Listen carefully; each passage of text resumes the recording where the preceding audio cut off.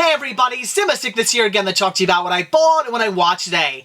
And today, headed out to both Marshall's and Walmart, got myself 3 titles for some great prices, so let's take a look at what I got. The first title I picked up from Walmart for only $5 was Crimson Tide.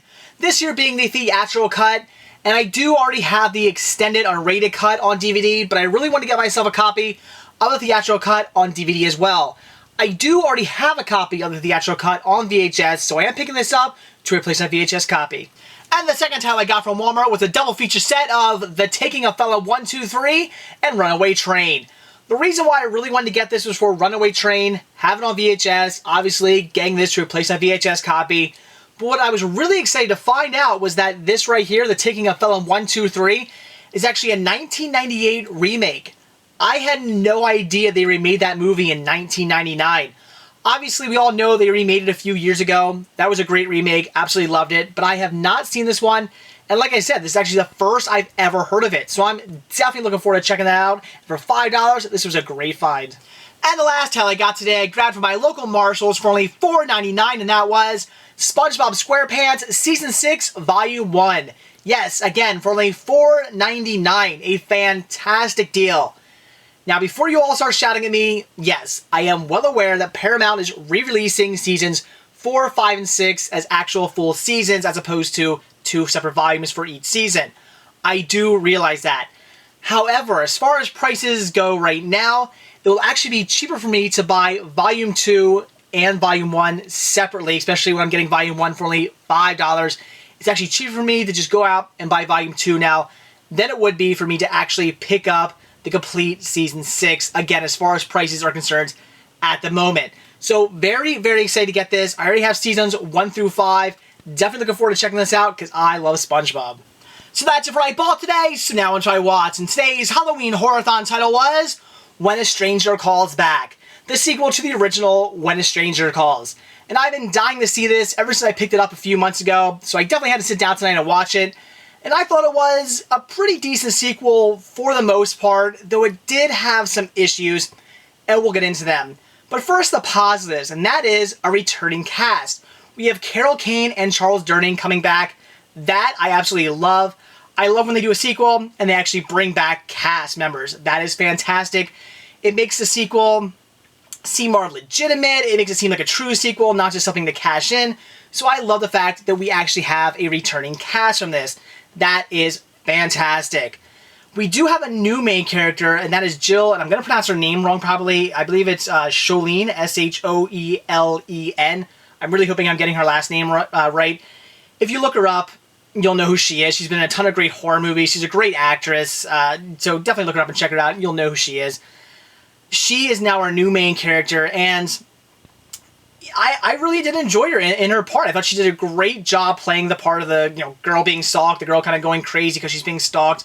Especially the first half hour of the movie where she is in this house babysitting and the stalker guy is harassing her and he ends up actually stealing the children. And I thought that was great. The first half hour of this movie is purely fantastic. It is really, really good. Really suspenseful, really creepy, really scary, and really well done. And everybody in that beginning scene, especially Jill, is just fantastic in it. And I absolutely loved it and it got me really into the movie. Unfortunately, after that scene, it does start to go a bit downhill. We basically are just now kind of on a hunt for the stalker. And the stalker still is hunting down Jill. And I like that, but it, like I said, does start to kind of go downhill from there, especially about 45 minutes to an hour in the movie when Jill shoots herself in the head, and now it's back to being a Carol Kane movie again, and I just thought, oh, okay, so our main character is just gone now? She's comatose? Because she shoots herself, doesn't die, she's just in a coma. But she doesn't come back at all. There's a scene where the stalker goes into the hospital and apparently lifts up her shirt and takes some photographs of her chest and stuff like that. And that's about it. That's all we ever see of her again, except for the very last scene of the movie.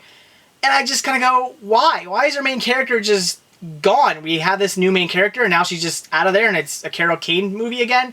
It just seemed really weird. I didn't like how they did that, and I didn't want a Carol Kane movie. That was the first movie.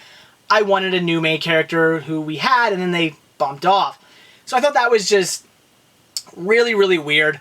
I also found the ending a little bit anticlimactic too, because the stalker, it's interesting. He's in Carol Kane's apartment, and he's hiding.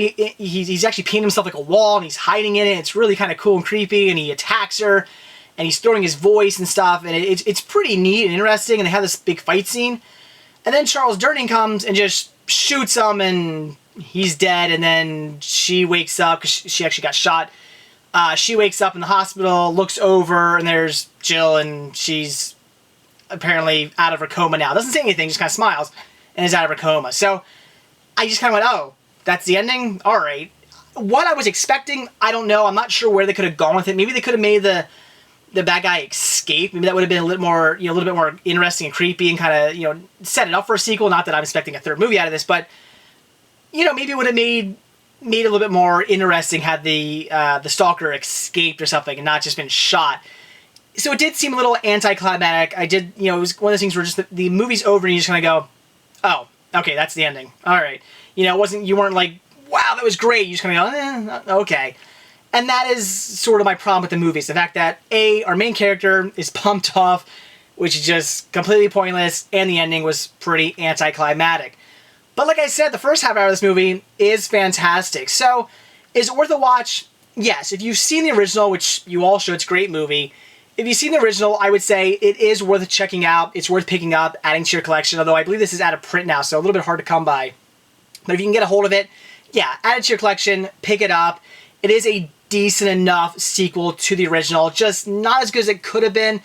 Not, anything great, but just an okay watch that I would only recommend for those who are a big fan of the original. But all in all, it was alright. So that's it for what I bought when I watched today. Very excited about the titles I picked up today. Got some great deals there. Definitely looking forward to checking those out.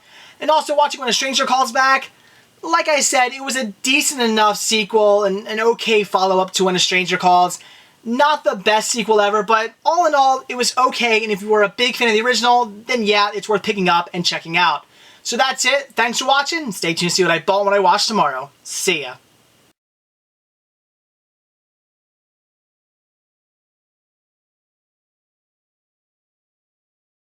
The bad guy gets shot and he's dead, and it's just kind of like, oh, all right, and then really cheesy. Carol Kane is in the hospital, and she looks over, and Julia's there, and I'm gonna start this again.